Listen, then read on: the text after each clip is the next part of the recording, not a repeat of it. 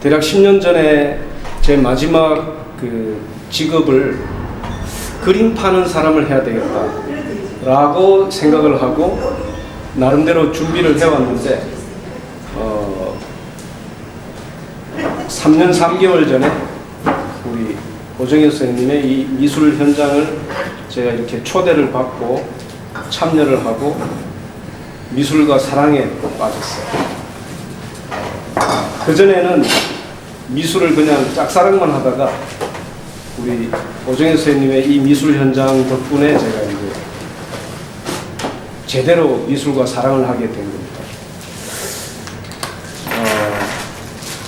짝사랑은 결실이 없죠. 이 미술과 사랑에 빠지면서 제 주변 사람들에게도 이게 전파가 되고 제 자신이 많이 변화가 일어났습니다. 그래서 저는 벌써 일주일 전에 저 이승욱하고 지금하고 또 많이 다릅니다. 이제 좀 있으면 어제의 이승욱과 오늘의 이승욱이 많이 다르다고 소개할 수 있는 그런 타이밍이 이제 눈앞에 와 있는 것 같습니다. 우리 율라 오정현 선생님께서는 오늘 우리 처음 강좌 들으시는 건가요? 네, 그렇죠. 처음이십니까? 아니, 남산에서도. 우리 김현재 선생님. 네, 네. 아이고, 제가 얼굴을 제가 기억을 못 해가지고 그날 한꺼번에 많은 분들 네, 와가지고 네, 분명히 뵀는데. 네. 네. 그래서 그 두 번째시네요, 그죠? 네.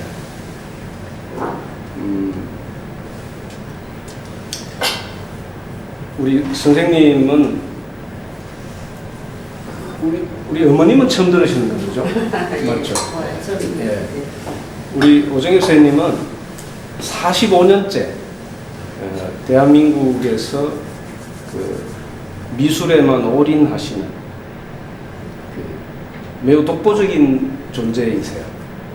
그래서 할아버님께서 우리나라 분단되기 전에 해주 오시신데 분단되기 전에 5대 재벌에 들어가셨던 분이고 그 할아버님께서 미술 애호가셨고 그래서 그 옛날에 김소월이라든가 백석신이라든가 이런 문인들하고도 교류를 많이 하셨고 당시 러시아 황제하고도 친분이 있으셨고 지금 현재 세계 미술시장의 제일 큰 손 토머스 마틴이라는 분과도 친분이 있으셨던 그런 분이신데 그분의 그 미술 애호 유전자가 손자한테 전달이 된 걸로 보입니다.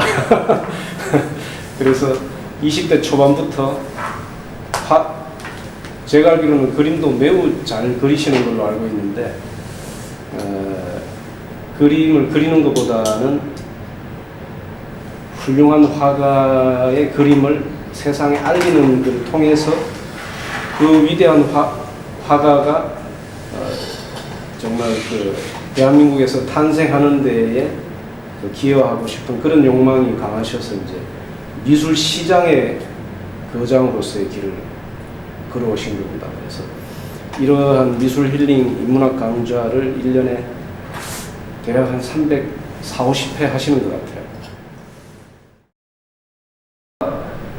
대략 10년 전에 제 마지막 그 직업을 그림 파는 사람을 해야 되겠다라고 생각을 하고 나름대로 준비를 해왔는데 3년 3개월 전에 우리 오정현 선생님의 이 미술 현장을 제가 이렇게 초대를 받고 참여를 하고 미술과 사랑에 빠졌어요.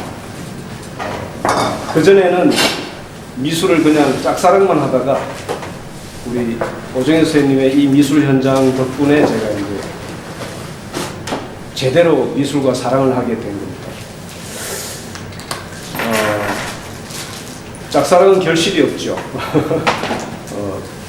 이 미술과 사랑에 빠지면서 제 주변 사람들에게도 이게 전파가 되고 제 자신이 많이 변화가 일어났습니다. 그래서 저는 벌써 일주일 전에 저 이승욱하고 지금하고 또 많이 다릅니다. 예.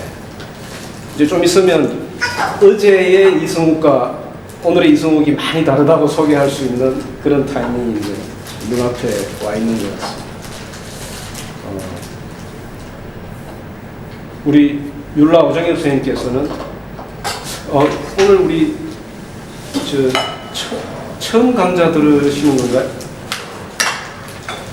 네, 그렇죠. 처음이십니까? 아니, 남산에서도. 아, 우리 김현재 선생님. 네, 네. 아이고, 제가 얼굴을 제가 기억을 못 해가지고 아, 그날 한꺼번에 많은 분들 네, 와가지고 네, 네. 분명히 뵀는데 네. 네. 그래서 그 두 번째시네요, 그죠? 네.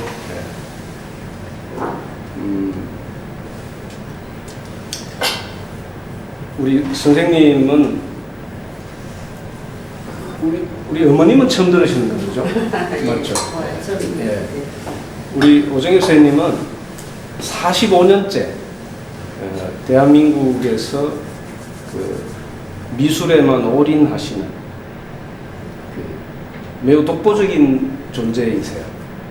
그래서 할아버님께서 그 우리나라 분단되기 전에 해주 오시신데 분단되기 전에 5대 재벌에 들어가셨던 분이고 그 할아버님께서 미술 애호가셨고 그래서 그 옛날에 김소월이라든가 백석신이라든가 이런 문인들하고도 교류를 많이 하셨고 당시 러시아 황제하고도 친분이 있으셨고 지금 현재 세계 미술시장의 제일 큰 손 토머스 마틴이라는 분과도 친분이 있으셨던 그런 분이신데 그분의 그 미술 애호 유전자가 손자한테 전달이 된 걸로 보입니다. 그래서 20대 초반부터 제가 알기로는 그림도 매우 잘 그리시는 걸로 알고 있는데 그림을 그리는 것보다는 훌륭한 화가의 그림을 세상에 알리는 것을 통해서 그 위대한 화가가 정말 그 대한민국에서 탄생하는 데에 기여하고 싶은 그런 욕망이 강하셔서 이제 미술 시장의 거장으로서의 길을 걸어오신 겁니다. 그래서 이러한 미술 힐링 인문학 강좌를 1년에 대략 한 340, 50회 하시는 것 같아요. 한 달에 25회 정도 이렇게. 그래서 여기 인원이 많을 때는 한 30명 뭐 이렇게 간이 의자 놓고 같이 이렇게 들을 때도 있었습니다. 그분들이 각자 자기 현장을 이렇게 만들어서 사람들을 초대하고 선생님을 초빙해서 이런 행사를 하고 있죠. 그래서 이제 제자들이 지금 한이 들불처럼 전국에서 선생님의 손을 잡으려고 많은 분들이 애원하고 있습니다. 그래서 여기 이렇게 시간을 내주시는 것에 대해서 저는 너무너무 감사하고 그렇습니다. 자, 그러면 이 정도 소개 말씀드리고 이제 시작하기 전에 각자 자기 소개하는 시간을 갖도록 하겠습니다. 자기 소개는 나와 이제 오정엽의 미술 이야기를 듣는 건데 나의 미술 이야기를 하실 수 있는 시간을 드리는 거예요. 그래서 대략 뭐 한 1, 2분, 좀 더 길면 3분도 좋습니다. 내가 살면서 체험했던 미술, 내가 알고 있는 미술, 또는 내가 궁금해하는 미술 이런 것에 대해서 같이 공유하는 겁니다. 그 공유하는 곳 이야기 속에서 이제 우리 선생님께서 또 이게 그 저희는 커리큘럼 가지고 이렇게 교과서 같은 그런 책자를 가지고 이렇게 하는 게 아니고 매번 우리 선생님께서 그 매일 창조적인 이렇게 미술 현장을 만들어가고 계시거든요. 그래서 오늘도 여기 모이신 멤버와 함께 또 공유하실 수 있는 메시지를 주시는 데 도움이 되는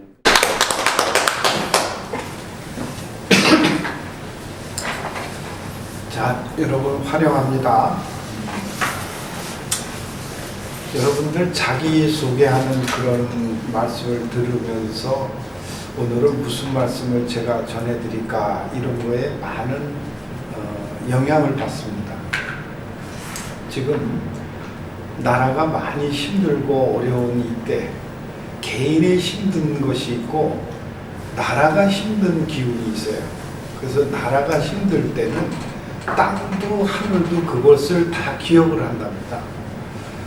그래서 올해가 을사조약의 이 한민족이 1905년도에 주권을 뺏기고 나라 일본의 그 아픈 슬픔의 기억이 땅과 하늘에 저장이 되어져 있는 올 한 해예요. 그럴수록 그것을 이기는 방법이 뭐냐면 개인의 주권이 회복되는 거예요. 근데 요즘에 전 세계가 힘들어지고 문명이 발달하면 발달할수록 이제는 역사에 예전에는 이 부강한 국가였는데 지금은 역사의 뒤안길에서 헤매는 나라들도 많은 것처럼 지금은 이 AI 시대라고 해갖고 세계 곳곳에서 AI를 굉장히 강조합니다. 그러다 보니 제가 미술업을 45년째 하고 있는데 또 매일 글을 제가 칼럼을 쓰면서 올리는 것도 있지만 45년의 경력을 AI는 5분 안에 그것을 다 할 수 있어요. 그래서 AI 시대에 이렇게 나라가 그쪽으로 이렇게 방향을 틀지 않으면 역사의 후진국으로 이렇게 도태될 위험이 많다. 이런 표현들을 많이 하고 있습니다. 그 중에서도 그림도 요즘 AI로 그림을 그리는 시대에 접해한 거예요. 그런데 여러분, 제가 한번 여쭤보겠습니다. AI 그림이 시대적, 현실적, 여러분 개인적 가치가 있을까요? 개인적으로 얘기하면 저는 가치가 없다고 여깁니다. 이유는 뭐냐면 AI는 삶을 사용한 것이 아니에요. 삶을 사용하지 않았다는 것은 어떤 의미냐면 인류 입장에서 보면은 시공간이 들어가 있지 않았기 때문에 가치가 없다고 보는 겁니다. 그렇다면 그런데도 불구하고 AI가 발달하면 발달할수록 좋은 면도 있지만 우리 인간은 삶의 시공간을 사는 거예요. 삶이라는 것은 시공간을 사는 것이고 이 시공간을 산다라는 말은 생체의 주기를 삶에 들여놓는다는 뜻인데 이 생체라는 말이 날생자의 몸체자예요. 그래서 생체 이 뜻 자체가 생물의 몸, 또 다른 말로는 살아있는 몸, 이게 생체라는 말입니다. 그래서 이 생체가 회복되어지는 거와 반대되는 게 AI라고 해도 과언이 아니에요. AI 시대는 생체의 주기와 점점 멀어지게 하는 영향도 있더라는 거예요. 왜 그러냐면 몸이 없이는 그 어떤 일도 현재의 시공간에서 역사로 만들어내기가 쉽지 않기 때문에 이 생체라는 것은 생물의 몸, 살아있는 몸이라고 말씀드렸는데 내 몸을 보존하는 거, 이게 생체의 시작이고 나와 남의 생체 주기를 존중하는 것, 이것을 말하는 겁니다.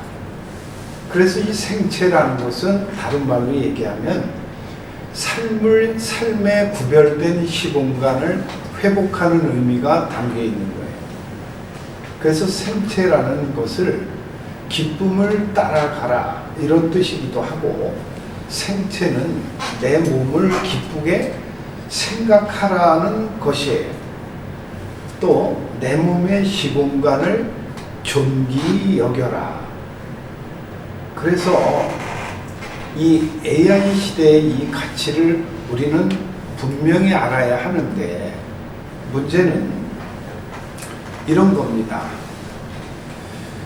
AI에 반대되는 것, AI는 삶을 사용하는 것이 아니라 그랬고, 시공간의 기운이 담겨 있지 않은 거라고 말씀을 드렸는데, 반대의 기운이 뭐냐? 기쁨을 보는 겁니다.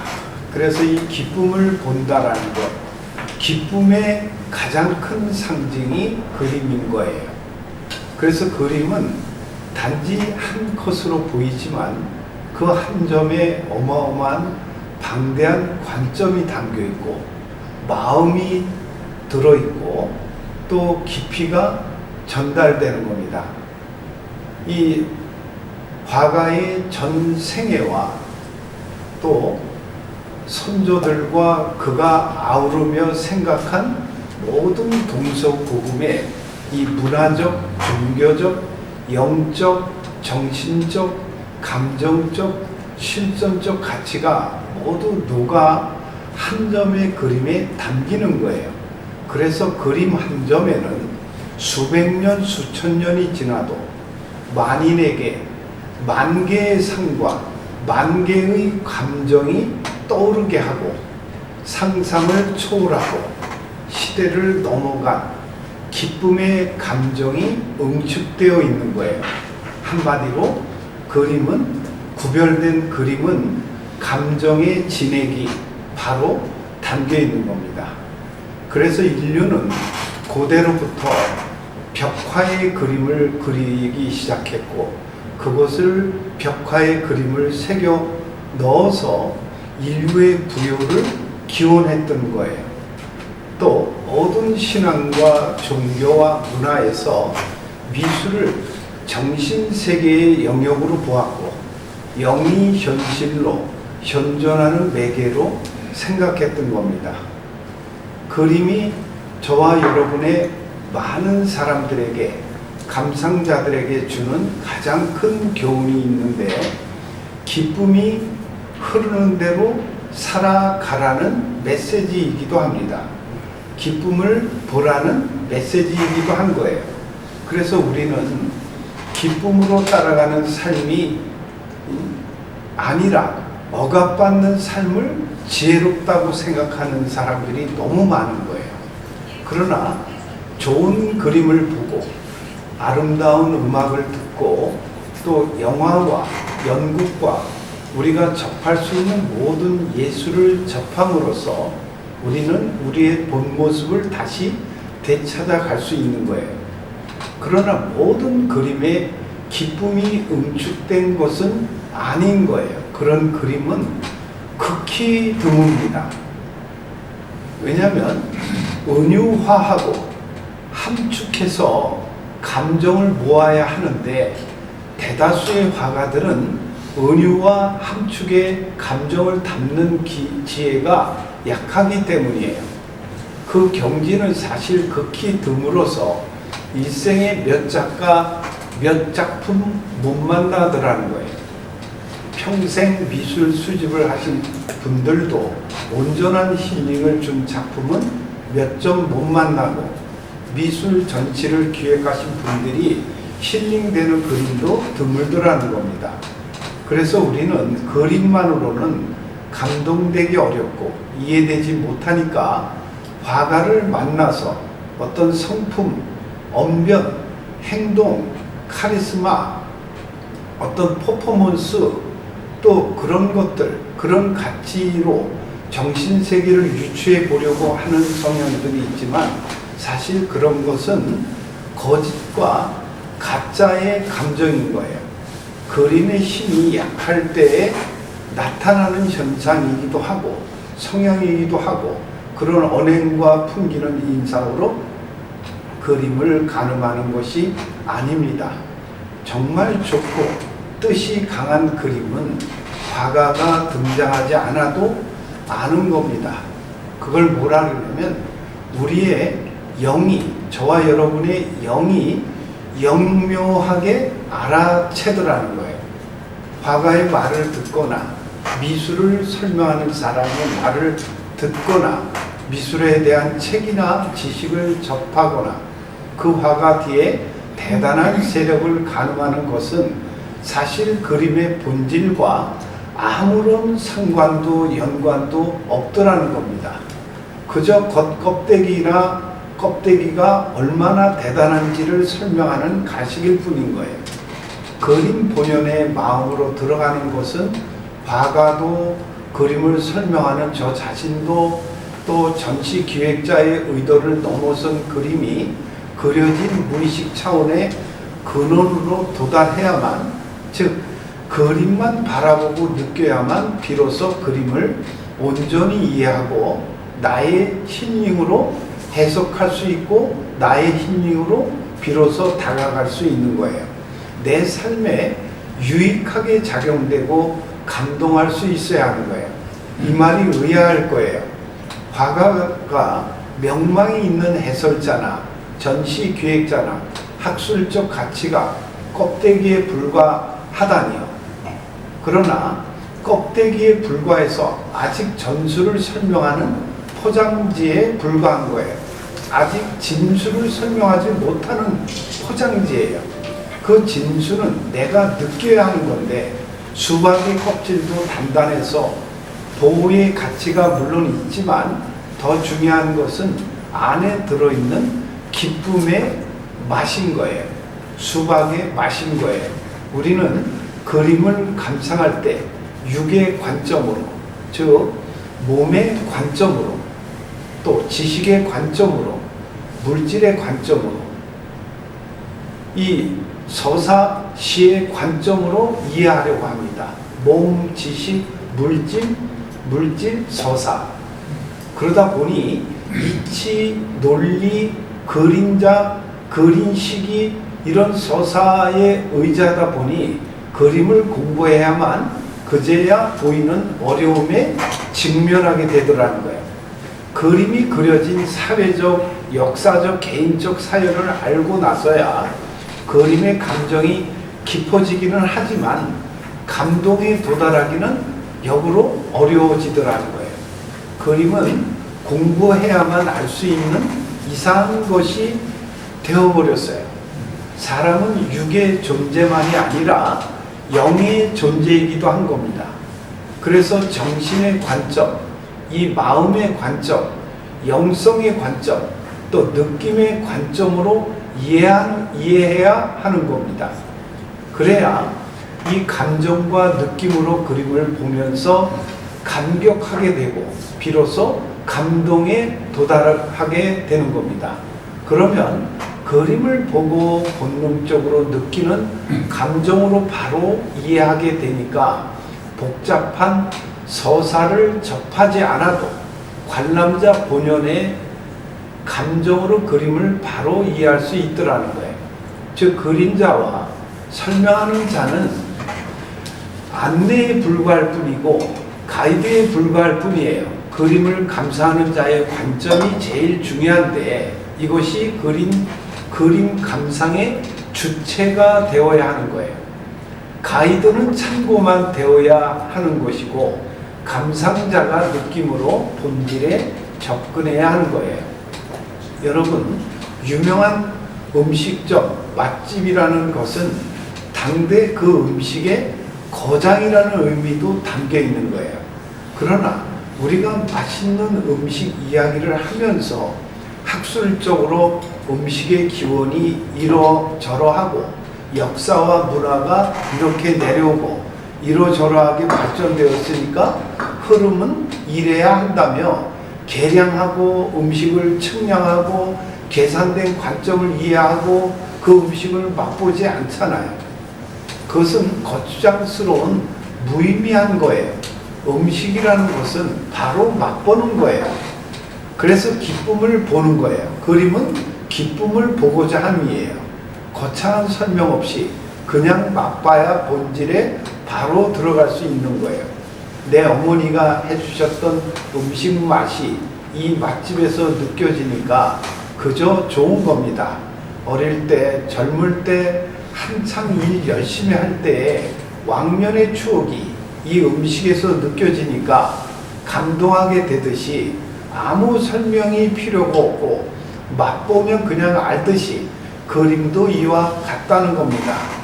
보면 그냥 아는 거예요. 보면 그냥 기쁨을 봐야 하는 거예요. 지식 체계에서 벗어난 관점으로 그림을 본다는 것은 굉장히 어려운 일입니다.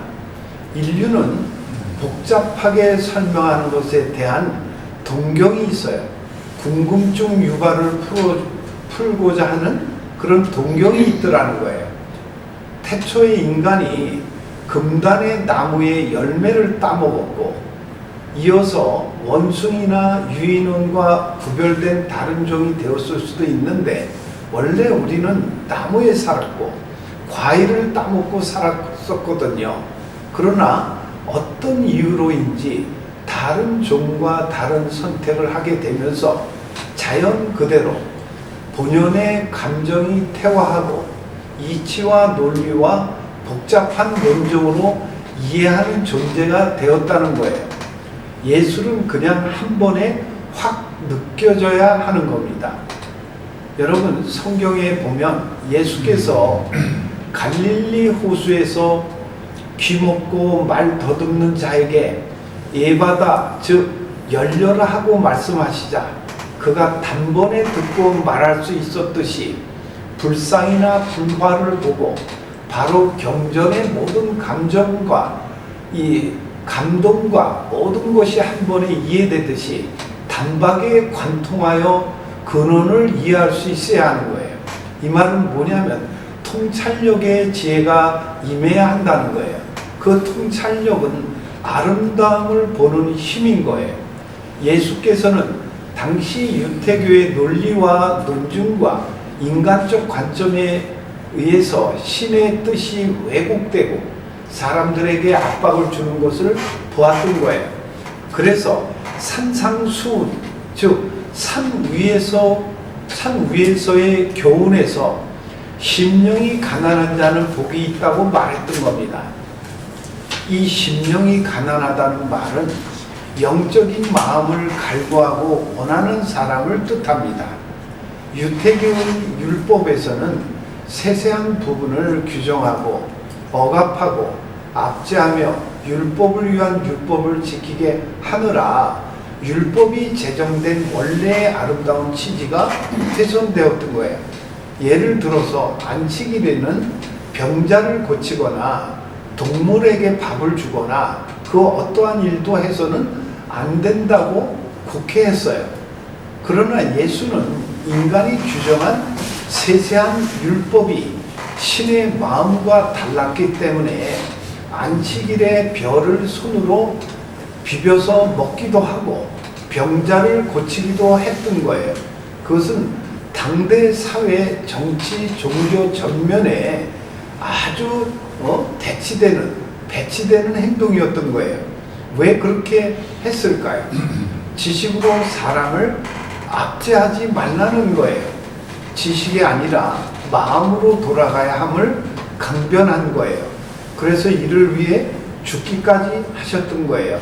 이것이 예수가 가진 사회, 정치, 종교의 위대한 개혁이었던 것처럼 지식에 휩싸여 율법을 지키는 게 아니라 에바다, 열려라, 즉 마음이 열리면 그만인 거예요. 우리 열려라 참깨 이런 말 있죠? 환경과 여건에 관계없이 이 에바다의 기운이 회복돼야 하는 거예요.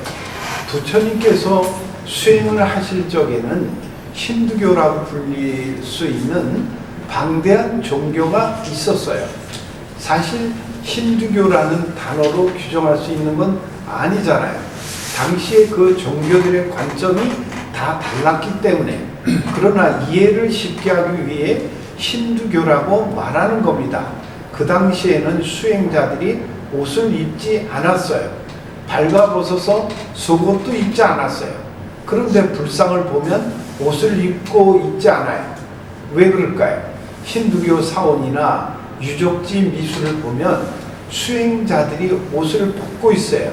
왜냐하면 당시의 종교가는 완전 무결한 무소유의 삶이어야 했기 때문이고, 살생을 완전히 금하기 위해서 옷을 빨아서도 안 되었던 거예요. 아주 작은 세균들도 생명으로 보았기 때문에.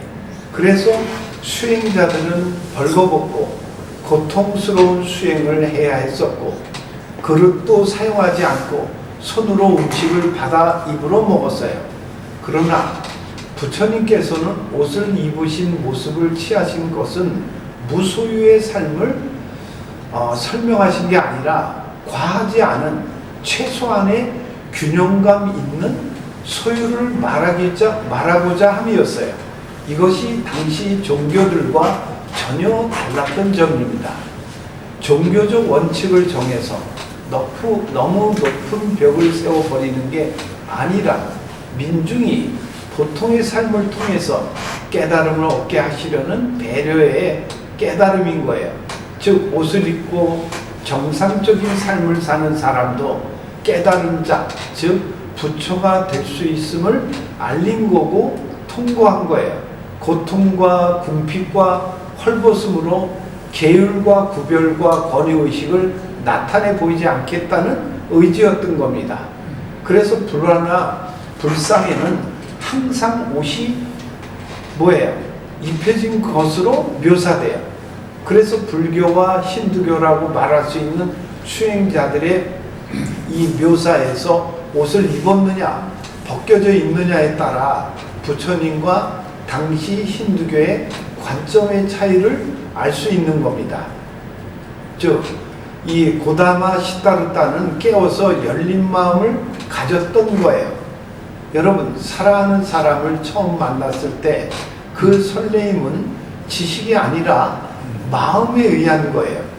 천지사나의 모든 아름다움은 인간의 지식을 부끄럽게 합니다. 그 감정을 인간의 잣대와 지식으로 오염시키는 순간에 그 감동은 사라지고 인식 속에 빠져서 겉껍데기에 유희로 전락되어 버리고 마는 거예요. 그래서 자연의 위대한 감동은 지식가들의 방패 속에만 이해될 수 있는 어려운 것이 되어버리는 이런 문화가 바로 지금까지의 그림 감상법이었어요. 그림을 볼 때 이해하려고 하지 말고 그저 마음과 감정이 느껴지는 대로 내 감정과 마음으로 본능적으로 느껴지는 감동을 느끼라는 겁니다. 한마디로 영이 흐르는 대로, 즉 기쁨이 흐르는 대로 바라보고 움직일 때 우리는 온전한 기쁨 속에서 가장 효율적이고 가장 삶에 놀라운 기적이 나타나더라는 거예요. 그것이 제일 빠른 길이에요. 가장 정확한 마음의 길인 거예요. 기쁨을 따라가라는 것은 사람의 기쁨의 원동력을 타고 역사를 이루는 것을 말하는 거예요. 그 감정에는 어떠한 억압도 압박감도 없고 나와 남을 억압하거나 압박하지 않으며 자율적으로 자기의 기쁨을 따라서 움직이는 겁니다. 기쁨을 따라간다는 말은 본연의 존재로서 살아간다는 말이고 육을 초월한 영의 세계의 기쁨이 저와 여러분 삶에 임한다는 뜻입니다. 내 삶 속에서 역사한다는 의미입니다. 그런 위대하고 자연스러운 색채와 주파수와 파장이 바로 미술인 거예요. 그런 것들이 담겨있는, 너무 어렵게 그림을 바라보면 안 되고 화가의 영과 육의 기쁨, 동서고금의 기쁨의 지혜가 농축된 색채로 나타난 현상이 바로 그림인 겁니다.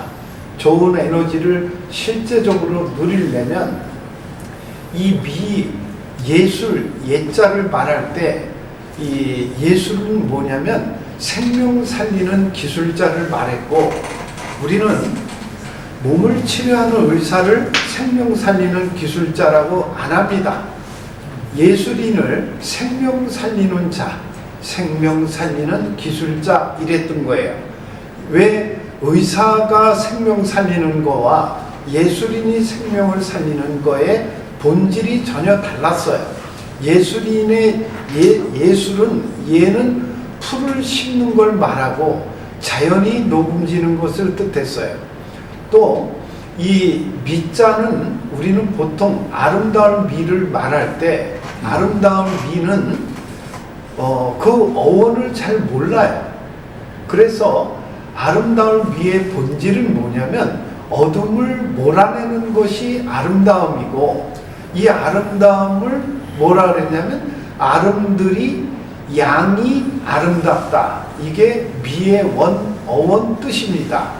아름드리 양이 아름답다라는 것은, 아름드리라는 것은 차고 넘치는 벅차오르는 감정과 감동의 에너지를 말하는 것이고, 또 양이 아름답다고 한 것은 죄 있는 자는 성경에 반드시 이 사망이라고 했고, 죄의 삭은 사망이라고 했는데 죄 없음의 상징이 양이었어요. 그래서 양을 옛 선인들은 양을 제사로 드렸던 거예요. 그래서 아름드리 양이 아름답다라는 것은, 양은 뭐예요? 제사를 지닌다는 거고, 제사는 열심히 노력을 하는 것이 제사가 아니라 하늘과 땅에 감동을 드리는 것이 제사였고, 우리의 죄를 사함받는 의식이었어요. 그래서 양이 아름답다라는 것은, 인간은 유한한 존재지만 인간이 모르는 무한한 기운이 우리 삶의 큰 기운으로 다가와서 우리 몸에 아우라가 형성이 되고 보호막이 형성되어지는 의미를 상기시켰던 거예요.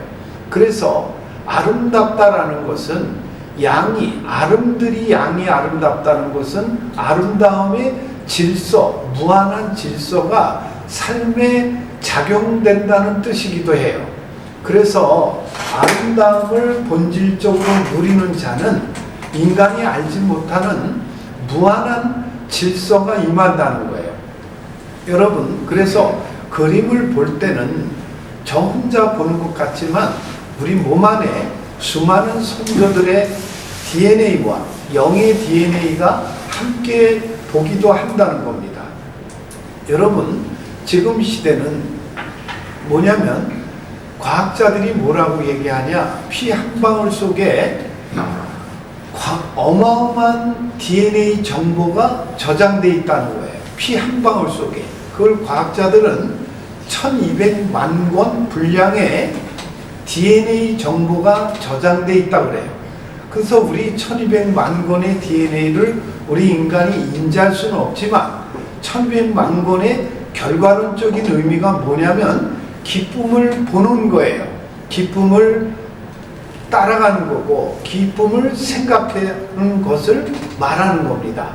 그래서 아름드리 양이 아름답다라는 것은 본질적 하늘과 땅의 감동의 기운이 여러분의 감정과 감동의 에너지가 만나서 혼재된 기운을 여러분 삶의 공간 속에 그 기운이 펼쳐지는 것을 말하는 겁니다.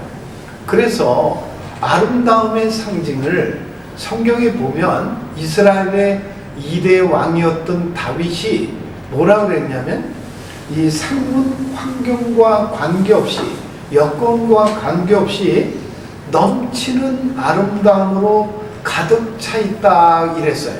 그래서 다윗이 바라본 세상은 환경과 여건과 시련과 고난에 관계없이 넘치는 아름다움으로 가득 차다. 이 말은 아름드리 양이 아름답다 이런 뜻이에요. 그래서 그 넘치는 아름다움을 다윗은 시로 표현했어요.